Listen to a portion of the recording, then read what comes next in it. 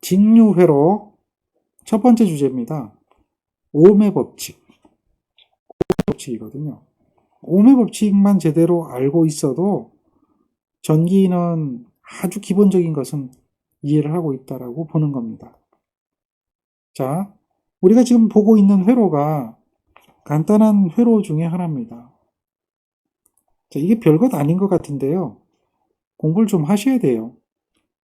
이거를 우리는 뭐라고 얘기하냐면 전압이라고 얘기하거나 또는 기전력이라고 얘기하거나 또는 전원이라고 얘기하거나 뭐 이렇게 얘기하죠. 전압이라고 얘기하는 거고요. 여러 가지 용어로 이야기합니다. 여기에 있는 것은 얘를 저항이라고 얘기하는 거죠. 저항이라고 얘기하는데 보통 이제 저항의 전류가 흐른다라고 얘기하는 거죠. 요거는 전류라고 얘기하는 겁니다. 전류. 요 세 가지의 관계에 대한 식을 나타낼 때 우리는 이것을 오음의 법칙이라고 그래요. 오음의 법칙이라고 그래요. 그런데 이제 한 가지 기억해야 되는 게 전압이 뭔지, 전류가 뭔지, 저항이 뭔지를 모르고 오음의 법칙을 이야기한다는 것은 있을 수가 없는 이야기죠. 개념을 알고 있어야지 그 세 가지에 대한 관계를 이해할 수 있지 않을까요? 개념을 모르던데 어떻게 전압과 전류와 저항의 관계식이 이러하다라고 이야기할까요? 보통 이제 이거에 대한 암기 방법으로 모식도라고 해가지고 동그라미를 그리고 이렇게 해서 이걸 외우라고 하는데요. 이걸 이렇게 외우라고 하는 사람은 이해를 못하겠어요. 이렇게 간단한 걸 외울 필요가 사실 있을까라고 싶은데요. V는 RI라고 해가지고 V는 밑에 거 두 개 곱하면 된대요. I는 여기 이걸 보세요. R분의 V죠. R이 밑에 있고 V가 밑에 있잖아요. 그러니까 I는 R분의 V 하면 된대요. 그러면 R은 어떻게 하느냐 이렇게 물어보니까요. R은 뭐예요? I분의 V 하면 된대요. 그래서 R은 I분의 V 해요. 그래서 요거를 갖다가 오음의 법칙이라 그래요. 이렇게 하면서 오음자 쓰고 있고 이걸 이렇게 외우라고 하는 이것이 과연 바람직한 이야기인가 싶어요. 이게 맞나요? 그 그림이 잘 그리니까 졸라맨이 나오네요. 그죠? 이거 바람직한 거 아니에요. 이거는 하나의 그냥 모르고 외우는 거죠. 우리는 이런 외움이 중요한 게 아니라 이해를 하는 게 굉장히 중요해요. 전압이라고 하는 개념이 뭔지, 전류라고 하는 개념이 뭔지, 이거를 우리가 이해를 하고 지나가야 돼요. 사실 전기라고 하는 이 물리적인 어떤 성질을 가지고 있는 것인데도 불구하고 이 전기라고 하는 이 어떤 내용, 이거는 눈으로 볼 수가 없는 것 중에 하나예요. 안 보이잖아요. 그렇죠? 그래서 전압과 전류와의 어떤 이러한 관계를 눈으로 볼 수가 없기 때문에 눈으로 볼 수 있는 거하고 대응을 시켜서 설명을 많이 해요. 그걸 뭐라고 얘기하냐면 모델링 한다고 그래요. 실질적인 것이 없기 때문에 모델을 정해서 그걸 가지고 서로 좀 비교해 가면서 좀 이해를 하자라고 하는 거거든요. 그래서 얘를 여러분들이 알기 쉬운 거로 모델링을 해보면 뭐로 모델링이 되느냐? 전압은 수압이라고 하는 개념으로 접근이 돼요. 전류는 물의 흐름 정도로 접근이 되는 거예요. 여러분들 수압이 세면 물이 어떻게 되죠? 세게 나가죠? 조건이 있어요. 조건이 있어요. 관의 굵기. 그렇죠. 관의 굵기에 따라서. 마찬가지요. 전기도 뭐예요? 전기가 흐르는 길의 굵기가 있어요. 그걸 뭐라 그래요? 전류가 흐르는 길이 있다라고 하면 이걸 뭐가 되죠? 마치 수돗물이면 수도관이 되듯이 전기는 뭐예요? 전선이라고 하는 전기가 흐르는 길이 있어요. 도체가 되죠. 이걸 도체라고 하는 그 공간에 따라서 도체의 크기가 얼마가 될 것이냐에 따라 가지고 전류의 세기가 달라지는 거예요. 같은 수압이라도 관이 얇으면 물의 흐름은 굉장히 빠르죠. 똑같아요. 전기도 그거하고 대응이 되는 거예요. 자, 그래서 그런 것들이 관련되어지는 것이 바로 뭐냐? 저항이라고 하는 거예요. 어쨌든. 자, 우리가 알고 가야 될 첫 번째 지식은 전압이라는 거 하고 두 번째 지식은 전류라고 하는 개념이에요. 그것들에 대한 정의가 필요해요. 그런데 전기를 우리가 처음 이 전기를 발견을 하고요. 그 전기에 대해서 이론을 정립하고 이런 것들이 물리학자가 했거든요. 근데 처음 만든 것이 바로 뭐였느냐면 정전기였어요. 정전기인데 어쨌든 우리가 이 물질에 대한 구조를 분석을 해보고 이렇게 잘게 쪼개보니까 얘는 뭐로 이루어져 있냐면 물질은 분자로 이루어지고 그 안에 또 원자로 나눠지고 있다라고 하는 것을 물리학 쪽에서 이제 증명을 해놓은 거죠.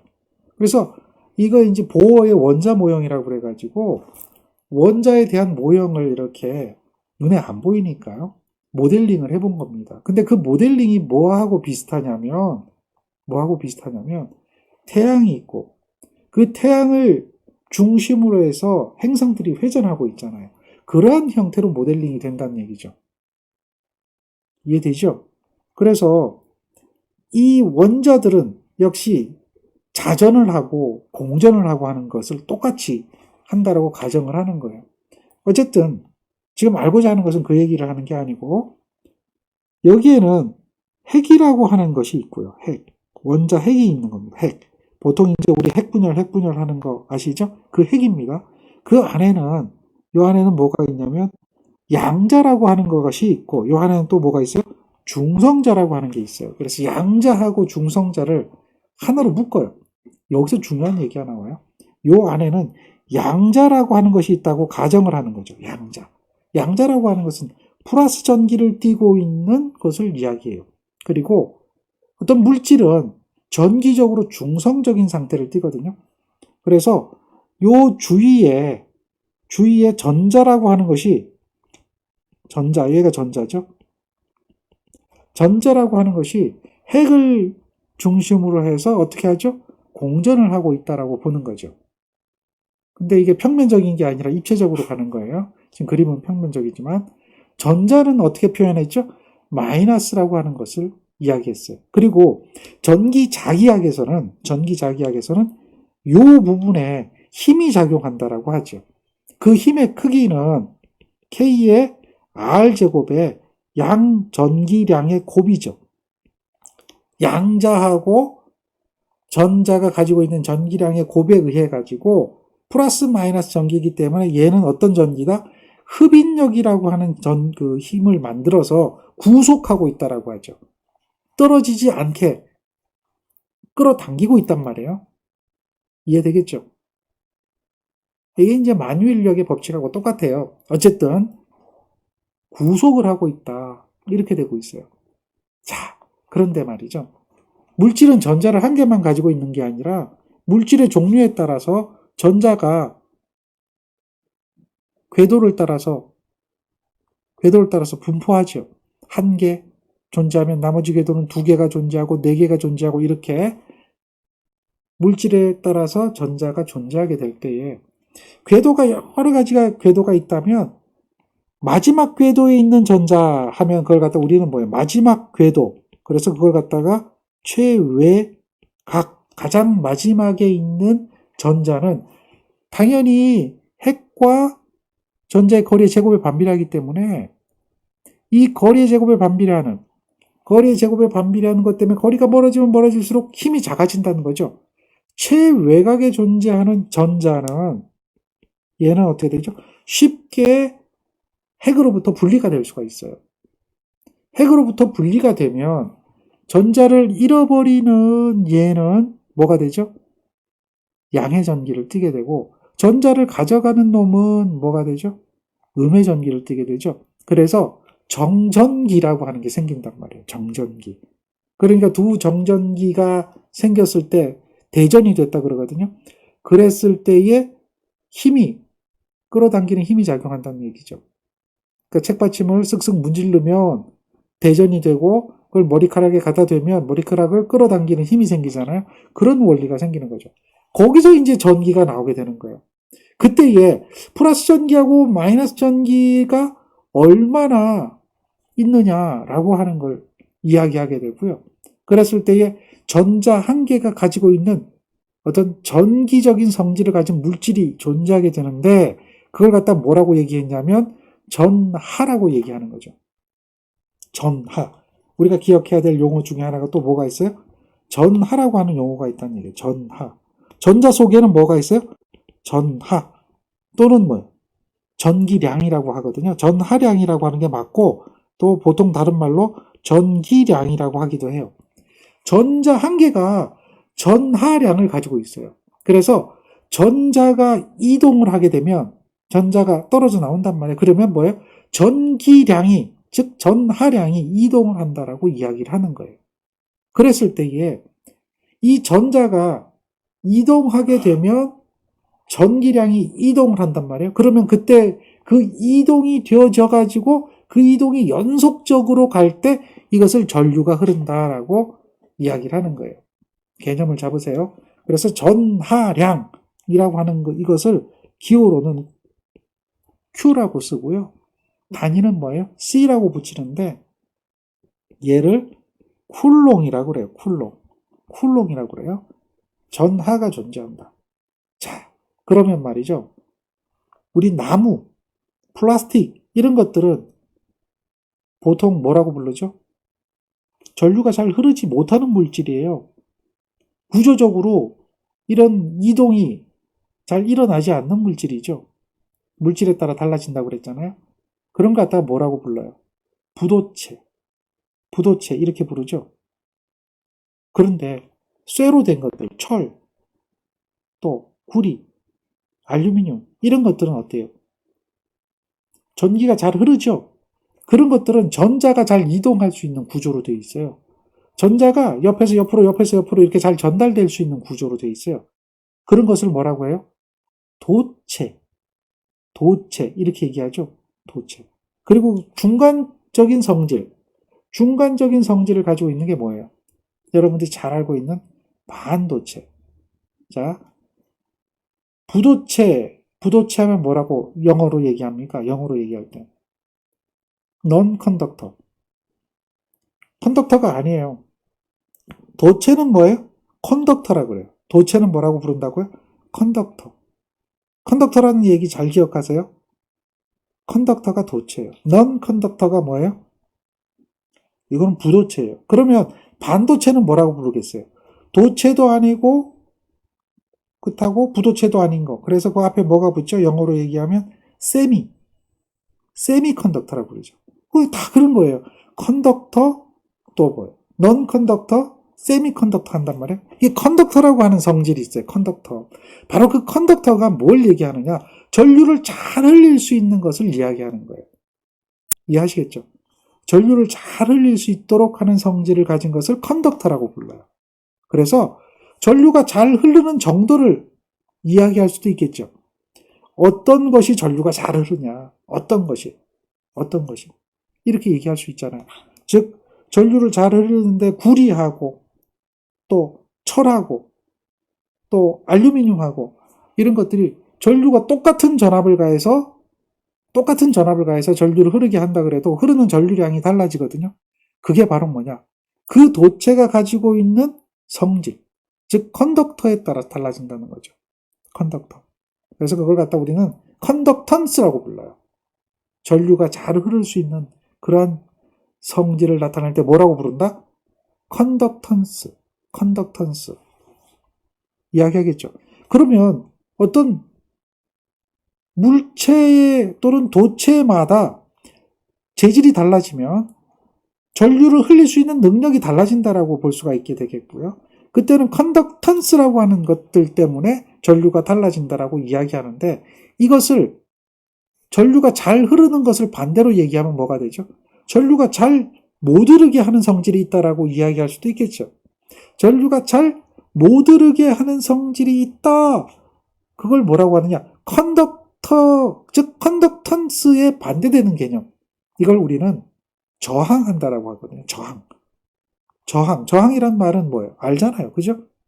쉽게 얘기하면 개기는 거잖아요. 그러니까 저항한다라고 하는 그 뜻을 가지는 영어 단어가 뭐예요?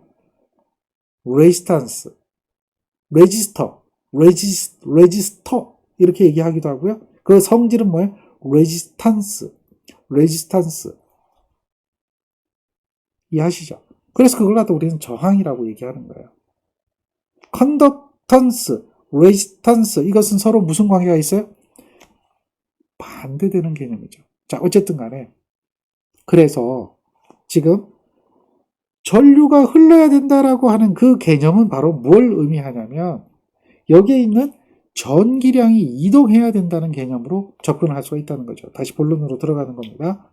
전기량이 이동을 해야 어떻게 돼요? 전류가 흐르는 거예요. 이해되죠? 네? 전기량이 이동을 해야. 그러면 전류가 얼마나 흘렀는가에 대한 정의가 필요하게 되는 거예요. 그 전류는 얼마나 흘렀는가에 대한 정의는 바로 뭘 얘기하냐면 전기량의 이동인데 기준이 있어요. 1초의 전기량이 얼마나 지나가는가. 이걸 전류라고 본다는 거죠. 자, 전자는 전기량을 가져가는 거예요. 마이너스 전기량이죠, 물론. 그래서 전류의 흐름하고 전자의 흐름은 사실 반대예요. 반대인데 어쨌든 그거는 나중 이야기하고 전기량이 흐르는 것 때문에 전류가 흐른다라고 보면 1초의 전기량이 얼마나 흘러갔느냐. 이걸 이야기하는 거예요. 그래서 단위 시간당 변화된 전기량이에요. 이동한 전기량이에요. 이해되겠습니까? 단위 시간당. 그래서 전기량에 대한 개념은 전류에 대한 개념은 단위 시간당 이동한 전기량이다. 그것을 수식으로 표현하는 거예요. 1초에 전기량이 얼마나 이동했는가를 표현할 때 이렇게 표현하는 거죠. 이해되나요? MKS 단위계에서 시간의 단위는 뭐가 되죠? 초. 전기량의 단위는 쿨롱. 그러니까 전류는 뭐예요? 쿨롱 퍼 세크가 되는 거예요. 쿨롱 퍼 세크. I에 대한 차원은 단위는 뭐가 된다? 쿨롱 퍼 세크예요.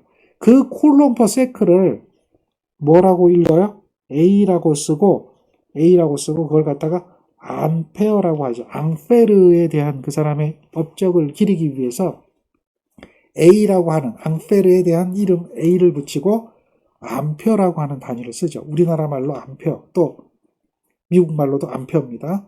암페어라고 하는 이런 단위를 쓰게 되는 겁니다. 이해되겠죠? 그래서 이 식이 나오는 거예요, 이 식. 그런데 얘는 뭐라고요?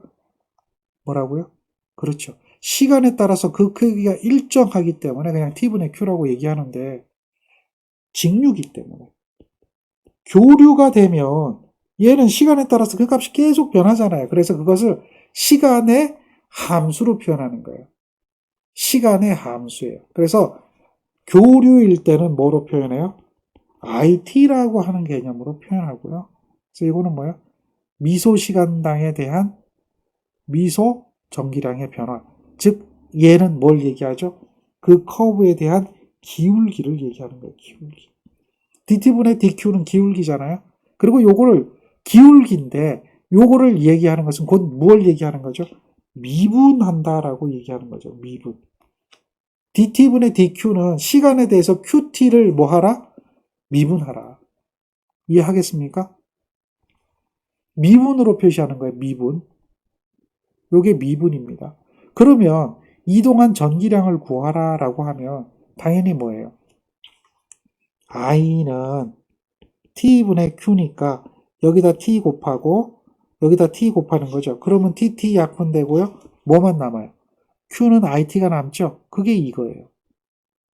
이해되죠? 그렇게 식을 직류해서는 Q를 구할 수 있어요. 요거는 이제 전기량에 대한 개념이죠.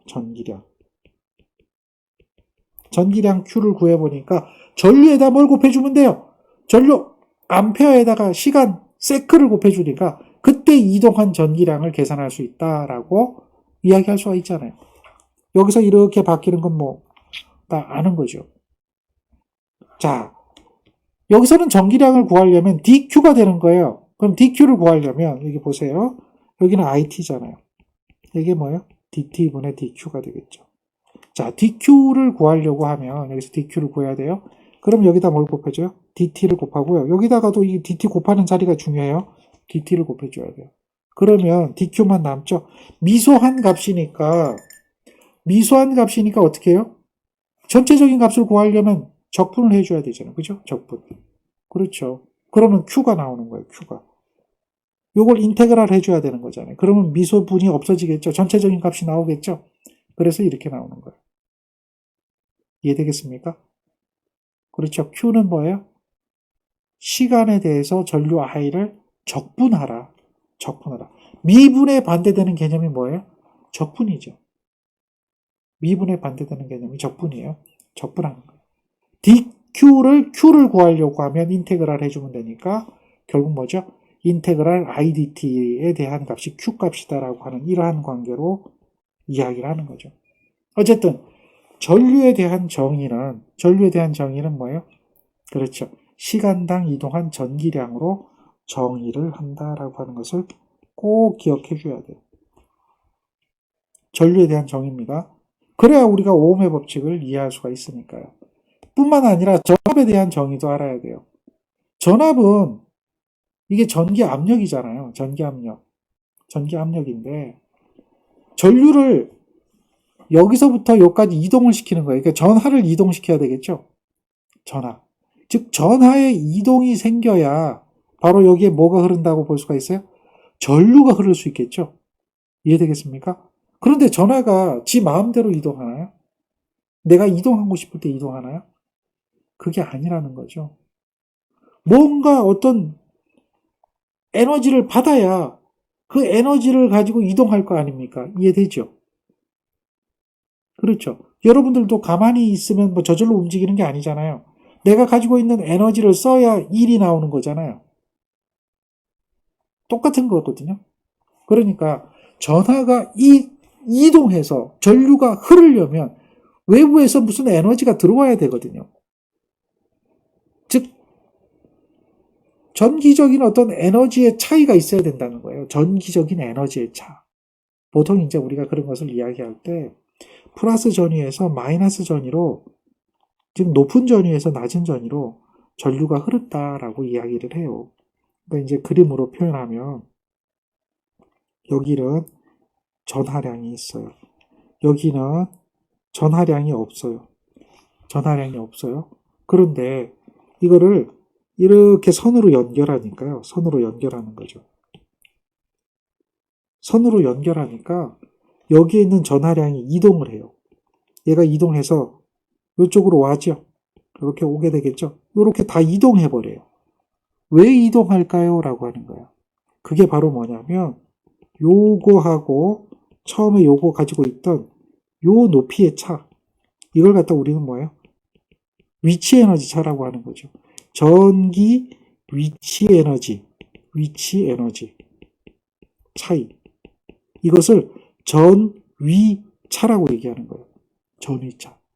그걸 다른 말로 뭐라고 얘기하냐면 전압이라고 하는 거예요. 전기 압력. 보통 이제 요거를 물이라고 생각을 하고요. 그렇죠? 요거는 뭐가 되겠어요? 수압이 되겠죠? 수압. 수위차가 있으니까 수위차. 그래서 전류가 흐른다. 물이 흘러가잖아요. 위에 있는 물이 아래로 다 흐르는 것은 뭐 때문에 흘러요? 수압 때문에 흐르는 거 여러분들 너무나 잘 알잖아요. 물리적인 현상으로 보면. 이해되겠죠? 그런 거예요. 이 흐름이 바로 뭐예요? 이 흐름이 전류라고 하는 거죠. 근데 이 전류, 즉 물이 흘렀다는 이야기는 수압이 바로 뭘 했어요? 여기 있는 물을 이쪽으로 옮기는 일을 한 거예요.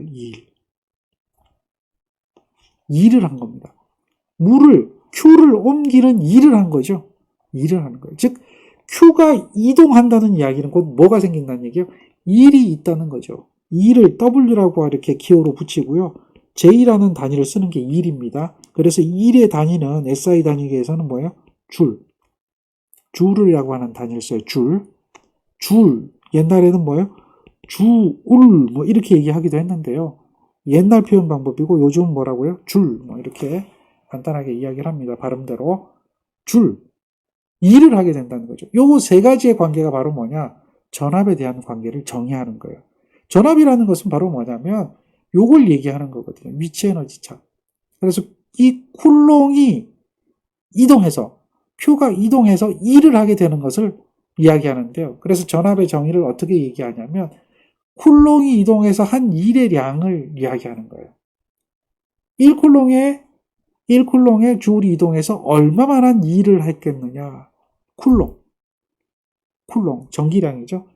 단위 전기량이라고 하는 거예요. 요걸 이야기하면 단위 전기량. 단위 전기량 1쿨롱이 되겠죠. 걔가 이동을 해가지고 일을 얼마나 했느냐라고 하는 그 기준을 볼트라고 하는 단위로 쓴다는 얘기죠. 그래서 볼트라고 하는 이 단위는 결국 줄 퍼 쿨롱이라는 거예요. 줄 퍼 쿨롱하고 똑같은 단위예요. 이해하시겠죠? W가 줄이니까 Q가 쿨롱이니까 그게 바로 뭐예요? 볼트거든요. 볼트는 볼타라고 하는 사람의 이름이에요. 볼타의 V자를 따고 볼트라고 하는 이름을 쓰게 되죠. 그래서 요즘은 볼트 많이 이야기할 거예요. 자동차 이름에도 볼트가 들어가기도 하고요. 그렇죠? 자, 그 전압에 대한 개념이 거기에 들어있어요. 요것도 이항을 하게 되면 마찬가지로 이렇게 이거는 뭐 에너지가 되겠죠. 에너지 W는 당연히 뭐예요? 양변에 Q를 곱하면 W만 남겠죠. 여긴 Q가 곱해지겠죠. 그러니까 QV가 된다라고 이야기를 할 수 있어요. 마찬가지로 교류의적인 표현을 보면 이것도 마찬가지예요. 미소 전지량이 이동해서 미소 에너지를 만들었죠. 그렇게 되면 VT라고 하는 시간의 함수에 대한 전압이 만들어져요. 여기 V라고 되어 있지만 사실 VT라고 하는 그런 시간의 함수가 되겠죠. 그랬을 때 역시 W라고 하는 에너지를 구하려고 하면 똑같아요. 약분해버리고 이항해야 되겠죠. 이항하고 그러니까 여기다 DQ를 곱해주고 그래서 VT DQ가 될 거예요. 양변을 인테그랄 해주는 거죠. VT DQ에 대한 값을 인테그랄 해주면 걔가 뭐예요? W라고 하는 에너지가 나오는 거죠. 그러니까 얘가 미분에 대한 교류는 그렇게 시간당 변하니까 미분에 대한 이야기를 하는 거고요. 그 미분에 반대되는 개념이 바로 뭐예요? 적분이 되는 거죠. 이게 전압이에요. 그러니까 전압에 대한 정의는 1쿨롬의 전하, 즉 단위 전하가 이동해서 얼마만한 일을 했느냐라고 하는 거. 그렇죠? 그것을 얘기하는 거예요. 그래서 전압에 대한 정의는 이렇게 정의를 하고 있습니다. 그러면 전압과 전류는 지금 보니까 쿨롱이라고 하는 관계가 공통적으로 가고 있다는 거죠. 쿨롱이 전압과 전류에는 공통적으로 들어있어요. 그러니까 전압과 전류에는 어떤 관계식이 성립할 수밖에 없다라고 하는 걸 우리가 이해할 수가 있습니다. 바로 그게 뭐냐면 오음의 법칙이라고 하는 거죠. 오음의 법칙이라고 하는 거죠. 이건 이제 오음의 법칙은 어떤 개념이냐면 어떤 물체가 있어요. 어떤 물체가 이렇게 있습니다. 이 물체는 뭔지 몰라요. 얘는 도체입니다. 도체. 그래서 전류가 잘 흐를 수 있는 거예요. 거기에다가 도체에다 전류계를 연결하고요. 도체에다 전압계를 달았어요. 전류가 얼마인지 전압이 얼마인지 측정을 해봐야 되니까요. 이렇게 달아서 여기다가 전압을 공급을 하는 겁니다. 전압을 이렇게 공급을 해봤어요. 전압을 여기다가 이렇게 전압을 공급했어요. 그랬더니 전류가 흘러가겠죠. 이해되겠죠? 공급되는 전압의 측정이 될 겁니다. 얘는 전압계가 측정하고요. 얘는 뭐예요? 흐르는 전류를 측정하죠. 그런데 말입니다. 전압의 측정을 해보니까 100V든 10V든 하나 잡아봅시다. 10V였어요. 근데 얘가 도체가 어떤 건지 몰라요. 여기에는 지금 예를 들어서 10A가 흘렀어요. 그런 말이죠. 도체를 바꿔봅시다. 여기에 있는 도체를 다른 도체 B로 바꿨어요. 그러면 이게 조건이 동일하다면 A 도체하고 B 도체는 같은 거겠어요? 다른 거겠어요? 같은 거겠어요? 다른 거겠어요? 간단하게 얘기해 보세요. 당연히 전기적인 성질이 같을 수밖에 없는 거죠. 그렇잖아요. 같을 수밖에 없잖아요. 그런데 그게 다른 도체를 넣었는데 크기도 다르고 모양도 달라요. 그런데 그게 같아질 수가 없는 거죠. 무슨 얘기인지 알겠죠? 10V를 가했는데 10A가 항상 흐르는 게 아니라는 거죠. 어떤 도체는 10V를 가했는데 뭐가 흘러요? 5A가 흐를 수도 있는 거예요. 어떤 도체는 10V를 가했는데 어떻게 돼요? 그렇죠. 1A가 흐를 수도 있는 거예요. 도체 ABC에 따라서 재질과 도체 모양과 도체 크기에 따라서 이것들이 다 달라질 수가 있잖아요. 그렇죠.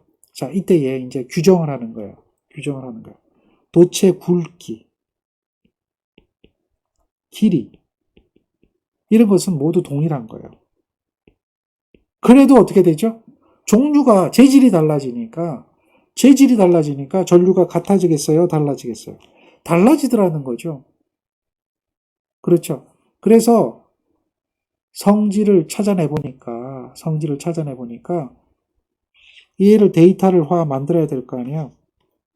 지금 우리가 이제 이런 실험을 했으니까 실험의 데이터를 만들어 보는 거예요. 그랬더니 요게 전류고 요게 전압이야. 전압을 가할 때 흐르는 전류들을 이렇게 점을 찍어 봤더니 얘는 이렇게 나와. 또 요거는 이렇게 찍어 봤더니 얘는 이렇게 나와. 또 요렇게 봤더니 얘는 이렇게 나온단 말이에요. 그렇죠. 이런 결과가 나오더라는 거죠. 뭘 해봤더니 이런 데이터를 가지고 굵기도 같고 길이도 같은데 재질만 다른 거야. 재질만 다름. 그랬더니 이와 같이 나타나더라는 거죠. 즉 다시 말해서 재질에 따라서 전압과 전류가 어떻게 돼요? 비례하게 되더라는 거죠. 비례하게 되는 거죠. 근데 이게 비례하는 건데 왜 비례상수? 뭐 때문에 그랬을까? 뭐 때문에 그랬을까를 따져보니까 도체 성질 때문에 그렇다는 거죠. 도체 성질. 도체 성질이 바로 비례상수를 결정하게 되더라. 그랬을 때 도체 성질은 아까 이야기했잖아요. 전류를 잘 흐르게 할 수 있는 성질이 있고 전류를 잘 못 흐르게 하는 성질이 있다는 얘기죠. 잘 흐른다라고 하는 것은 아까 뭐라고 그랬어요? 컨덕터라고 그랬죠. 컨덕터. 그래서 컨덕턴스라고 하는 개념이 들어가는데요. 이렇게 G라고 컨덕턴스입니다. 그리고 단위는 뒤집어져 있어. 오메가가 뒤집어져 있어요. 그래서 얘는 뭐라고 읽으냐면 모라고 읽어요. 그 다음에 전류가 잘 못 흐르게 하는 성질 R 해서 이거는 뭐야? 저항이라고 하죠. 레지스탄스라고 해서 이렇게 붙여요. 오메가를 바로 적어놨어요. 이거는 오음이라고 읽죠. 오음, OHM, 오음. 모는 뭐예요? MHO. 그래서 모가 되는 거예요. 뒤집어진 거죠. 이런 성질 때문에 그렇다.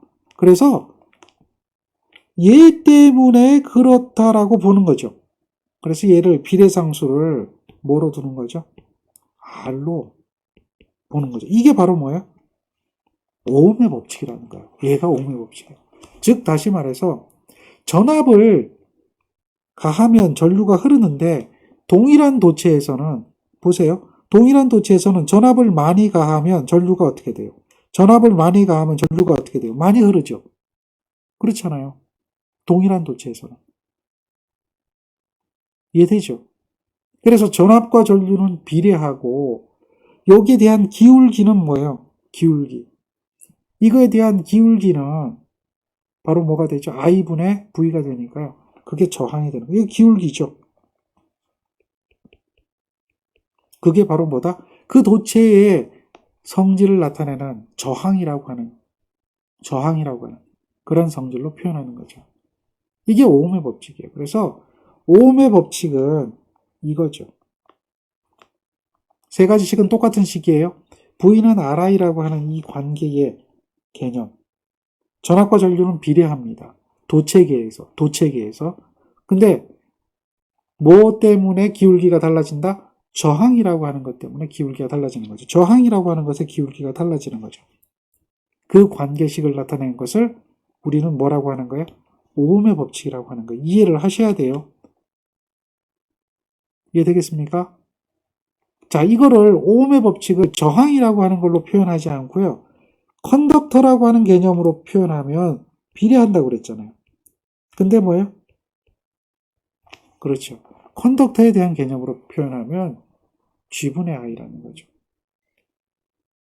자, 이제 단위가 나온 거예요. 저항의 단위는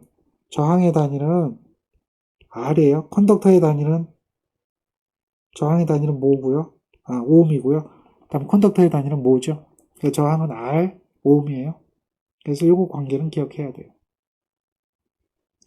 자, 요렇게 들어가면 컨덕터, 다음에 R이 들어가면 레지스터.